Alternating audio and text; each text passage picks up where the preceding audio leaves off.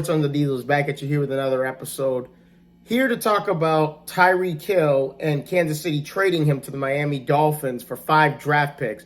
3 in this year's draft, 2 in next year's draft. And what an acquisition by the Miami Dolphins here. But let's not sugarcoat anything here. Does this take the Kansas City Chiefs from front runner to a team that's going to be mediocre? Not necessarily. Let's not feel bad for the Kansas City Chiefs because they just added Juju Smith-Schuster for the Pittsburgh Steelers, who's obviously coming off an injury-ridden season.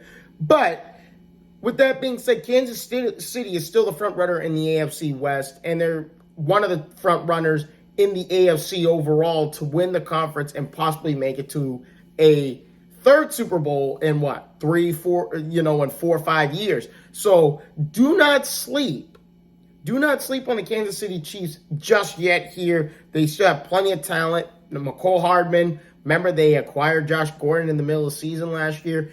And obviously they have old faithful and old reliable Travis Kelce. So don't forget about those guys. But when you look at the Miami Dolphins, who do they have on top of this?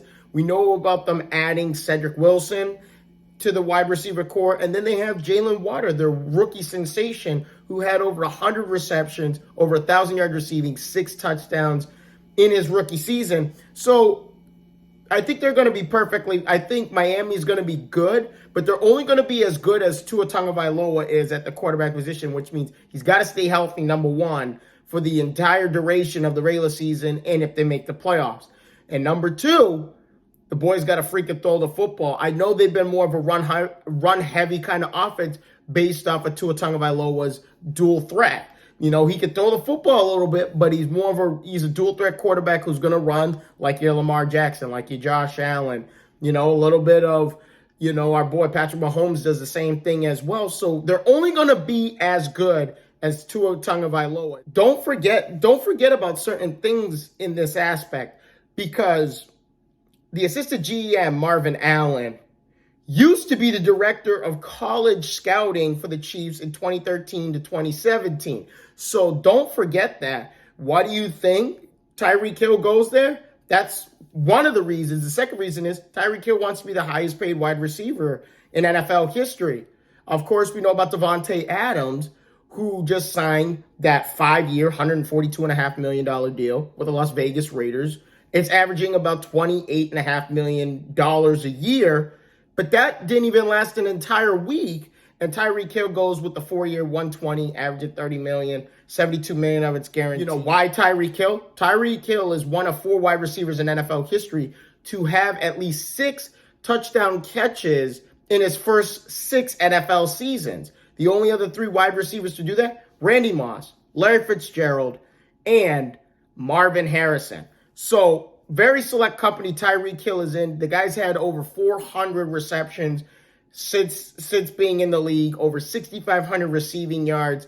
He's third since 2016 in touchdown catches at 56, behind Mike Evans and obviously number 1, Davante Adams. I don't feel good about is the pressure's all on Tua Tagovailoa. If they're not successful, because we know Miami's been top 3 defensively or top 5 defensively the last 2 seasons.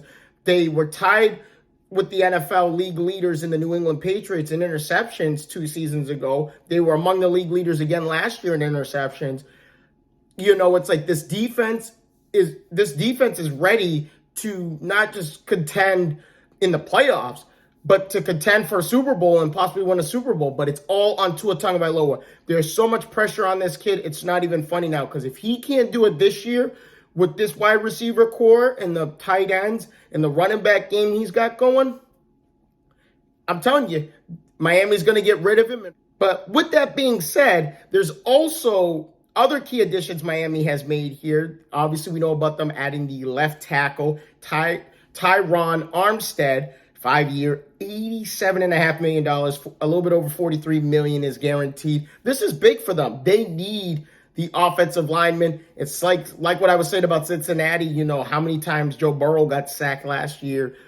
All these teams are going all in on offensive lines. Thank you guys again so much for your time. If you guys have not already, please leave a like and subscribe to the channel. I hope to see all your faces in the next one. Deuces.